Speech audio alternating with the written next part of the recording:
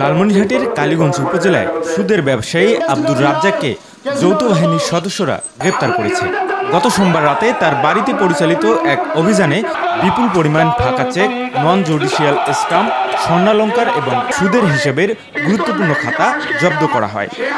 গ্রেপ্তারের পরপরই বুধবার দুপুরে কালীগঞ্জ উপজেলার তুষভান্ডার বাজারে ভুক্তভোগী এলাকাবাসী ঘণ্টাব্যাপী মানববন্ধন ও বিক্ষোভ কর্মসূচি পালন করে।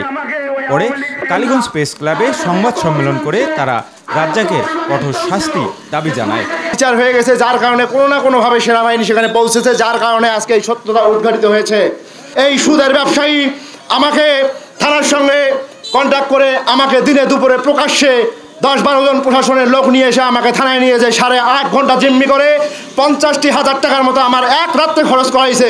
তুষভান্ডারবাসীকে বলতে চাই, এইরকম ঘৃণ্য অপরাধী, এইরকম ঘৃণ্য জানোয়ার তুষভান্ডারের মাটিতে যেন এদের জায়গা না হয়, সব পরিবারে যেন এদেরকে তুষভান্ডার থেকে উৎখাত করা হয়। এদের 14 গোষ্ঠী এই সুদের ব্যবসার সঙ্গে জড়িত। আমি শুধু এদের কথা বলবো না, তুষভান্ডারে আরো অনেক চিহ্নিত সুদের ব্যবসায়ী আছে। আমি আজকে আইনের কাছে দৃষ্টি আকর্ষণ করছি, প্রশাসনের কাছে দৃষ্টি আকর্ষণ করছি, আপনারা অবিলম্বে এই সুদের ব্যবস্থা গ্রহণ করুন। অত্যন্ত সুদখোর, মাদক ব্যবসায়ী, তার কাছ থেকে আমি 6 লাখ টাকা নিয়েছিলাম, 6 লাখ টাকা দিন দিতাম, 6,000 টাকা লাভ।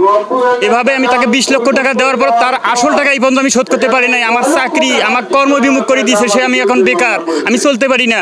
সে আমাকে জিম্মি করে ডাল খেয়েছে, আমাকে নিজে খাওয়ায়া সে ছবি তুলেছে, তুলে বিভিন্ন জায়গায় করছে। সে একটা শয়তান, তার দৃষ্টান্তমূলক শাস্তি চাই। আমি প্রশাসনের কাছে একটি কথাই বলতে চাই, সে যেন তুষভান্ডারে কখনো আর ঢুকতে না পারে। আমার জমির পাশে সে একটা বড় জমি আছে, এই জমিটার যাওয়ার রাস্তা নাই বিধায় আমার জমিটার সে কিভাবে নেবে, এই বিধায় প্রথমে আমার দোকানে গাঁজা দেয়। তো প্রথমে ওখান থেকে এলাকাবাসী, বাজারের লোকজন, সভাপতি সবাই যে আমার থানা থেকে নিয়ে আসে। এরপরে সে বাড়ি দিয়ে আর বউয়ের আবাসন করছে, আমি মার দিয়ে একটা মিথ্যে মামলা দিয়ে বাধ্য হয়ে আমি জমিটা দিতে, সে আমার কাছে জমিটা নিয়ে নেয়, লেগে নিয়ে নেয় মিথ্যে মামলা দিয়ে।